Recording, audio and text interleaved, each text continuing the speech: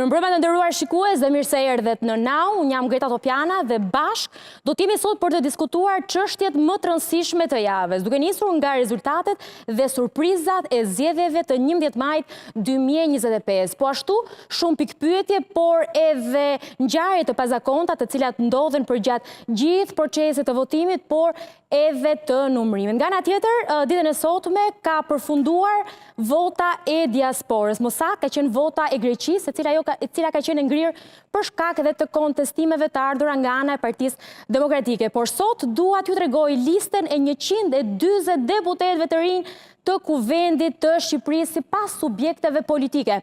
Kjo është edhe tashmë grafika finale e kandidatëve të cilët tashmë e kanë fituar mandatin e tyre.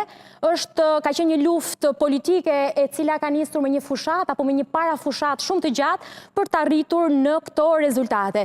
Sigurisht që të gjitha palët janë të kënaqura, pritshmëritë e tyre kanë qenë më të mëdha për disa prej tyre, por me sa duket ky ka qenë dhe rezultati final. Sikur se shihni, sipas ngjyrimeve përkatëse keni dhe subjektet politike, Partia Socialiste me rozë, Partia Demokratike Aleanca për Shqipërinë Madhështore me blu, ku i dini që sipas ndarjes, Partia Socialiste ka mbetur në 83 mandate.